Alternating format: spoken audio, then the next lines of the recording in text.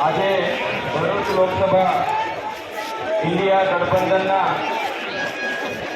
આજે આપણી જે જનસભા હતી અને જ્યારે આપણે જન આશીર્વાદ યાત્રા લઈને આપણે જ્યારે કલેક્ટર કચેરી તરફ જઈ રહેલા છે ત્યારે આપણી વચ્ચે પંજાબના મુખ્યમંત્રી સરદાર ભગવંત માન સાહેબ આપણી વચ્ચે ઉપસ્થિત રહ્યા છે। બધા માટે એકવાર તાળીઓ પાડીએ।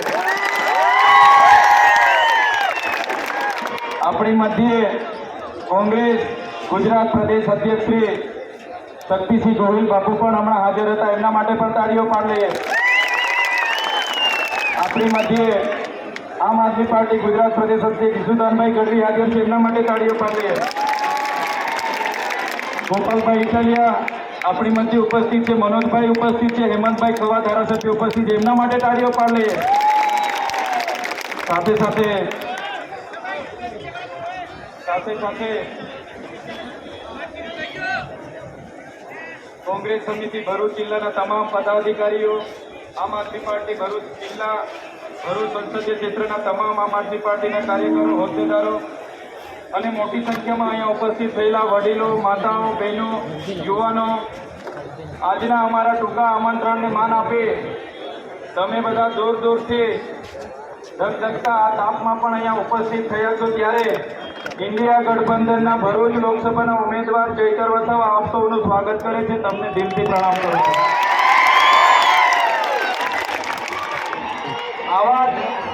આવનાર દિવસોમાં આવા જ તમારા બધાના આશીર્વાદ, તમારી બધાની દુઆઓ મળતી રહે અને બધાનું સમર્થન મળતું રહે એ પણ બધાને વિનંતી કરું છું। આજે મંચસ્થ ઘણા નેતા બોલવાના હોય એટલે વધારે વાત નથી કરતા, પણ તમને બધાને ભરૂચ લોકસભાના ઉમેદવાર તરીકે એક નાની વિનંતી કરું છું કે હવે આપણી પાસે 15 દિવસ છે ત્યારે બધા જ લોકોએ ચૈતર વસાવા બનીને ઉમેદવાર જ છો તમે એમ માનીને બધાએ મહેનત કરવાની છે। તૈયાર છો બધા? આપણી મધ્યે દિલ્હીના મુખ્યમંત્રી શ્રી અરવિંદ કેજરીવાલજી આવવાના હતા, પણ એમને ખોટી રીતે જેલમાં પૂરવામાં આવ્યા છે ત્યારે આપણે જેલનો જવાબ આ વખતે મતથી લેવાનો છે। ભરૂચ લોકસભામાં મને અને મારા પરિવારને જેટલી હેરાનગતિ થઈ છે એનો જવાબ પણ આપણે મતથી લેવાનો છે। મતથી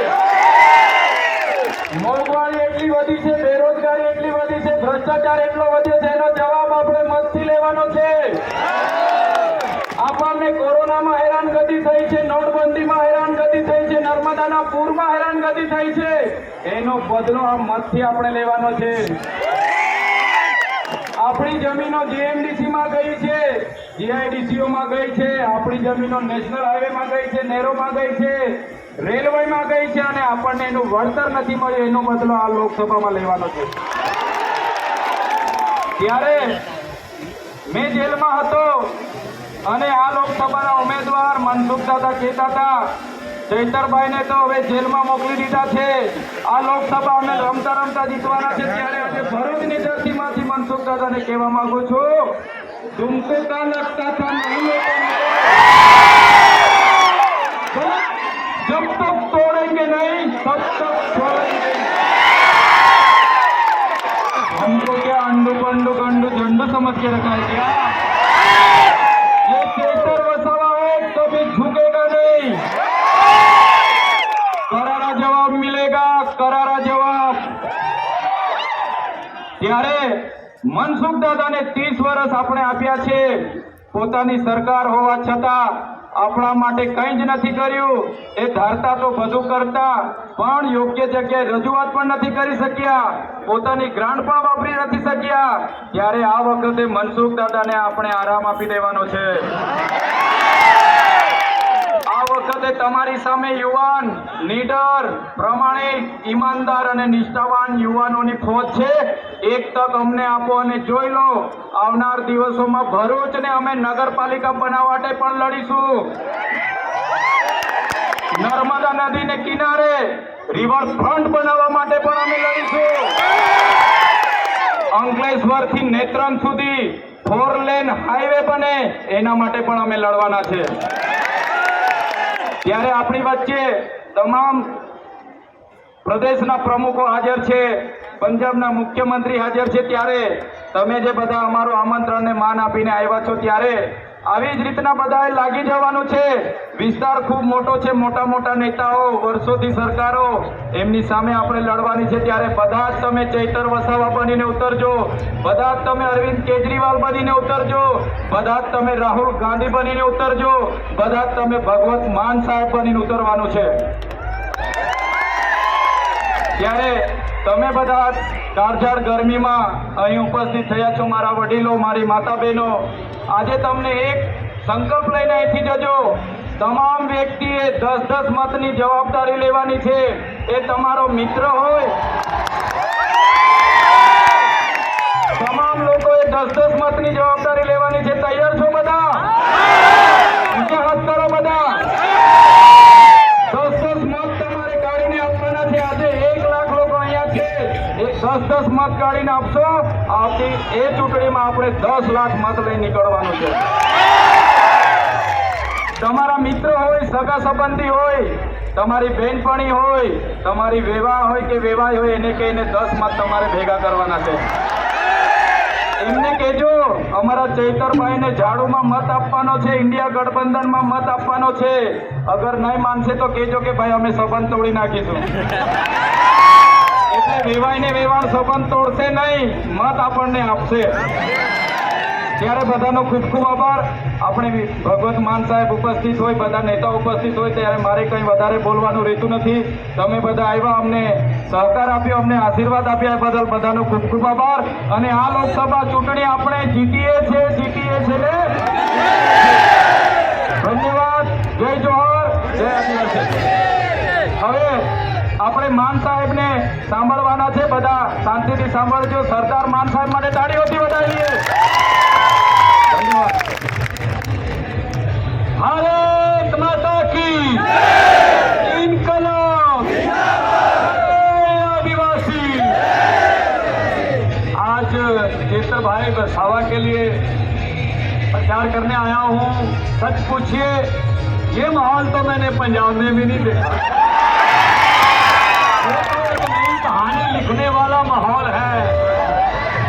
भरूच के लोगों ने फैसला कर लिया, ऐलान बाकी है. आपका प्यार मिला इतना, और चेतर भाई के लिए इतना प्यार आप दे रहे हो. और चेतर भाई कौन है? चेतर भाई एक कोई व्यक्ति नहीं है, ये एक सोच का नाम है. सोच का नाम है. अरविंद केजरीवाल कोई व्यक्ति नहीं है, उसको तो अंदर कर दोगे.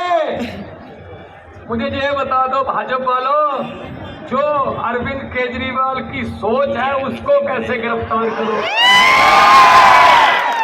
चेतर भाई को भी गिरफ्तार कर लिया था, मिलने आया था मैं जेल में. इनकी पत्नी को भी गिरफ्तार कर लिया था. सोच रहे थे शायद ऐसे हो जाएगा काम, लेकिन चेतर भाई ने कहा कि आपको लगता था कि लौटेंगे नहीं, लौट आए ना, करारा जवाब मिलेगा. ये कुदरत है, ऊपर भी है कुछ, सब कुछ नीचे नहीं है, ऊपर वाला भी कुछ देख रहा है. जब जुल्म की आंधी बढ़ जाती है तो भगवान अपना झाड़ू चलाता है, सफाई होती है. तो आज भरूच में आए, इतना प्यार आप लोगों का देखा.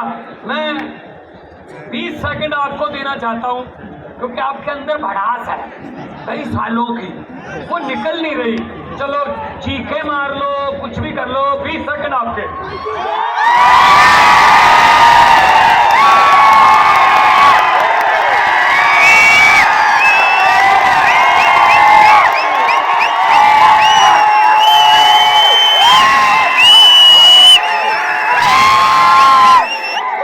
कुछ तो भाजपा वाले भी आए होंगे आज, ये सुन लें बस.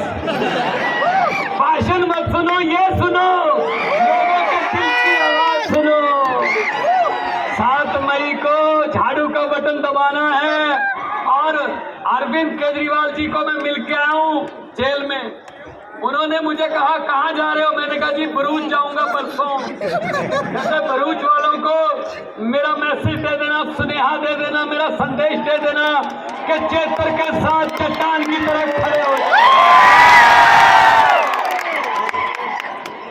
आम आदमी पार्टी ये आम लोगों की पार्टी है भाई साहब। यहाँ ऐसे लड़के आते हैं, यंग लड़के। पंजाब में 92 सीटें हैं, 117 में से 92 आम आदमी पार्टी के साथ, उसमें से 80 पहली बार जीते हैं। और बच्चे हैं 28 साल का, 29 साल का, 30 साल का बच्चे हैं, उन्होंने हरा दिए सारे। जब जनता फैसला कर लेती है, ये लोकतंत्र है। लोग जब चाहे आदमी अर्श पर और वहां जाके हंकार करे तो लोग कहते हैं आजा बेटा फर्श। अर्श से फर्श का रास्ता लोग दिखा देते हैं। हुकूमत वो करते हैं जिनका दिलों पर राज होता है। हुकूमत वो करते हैं जिनका दिलों पर राज होता है। यूं कहने को तो मुर्गे के सर पे भी ताज होता है।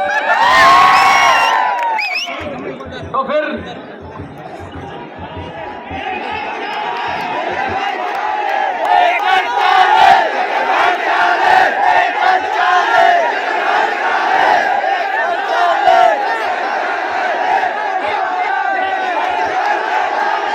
मुझे तो समझ आ रहा है ये कौन चाले, चेतर भाई चाले। हम भी हो लिए नाले, चेतर भाई चाले। बीजेपी के पलटेंगे पाले, चेतर भाई चाले। कितने लोग बुला ले, चेतर भाई चाले।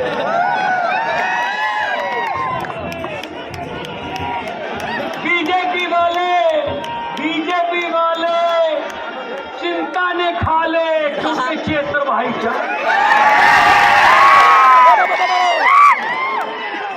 ऐसे रोड शो निकाले तो चेतर भाई दोनों हाथ ऊपर करके दो नारे लगा दो,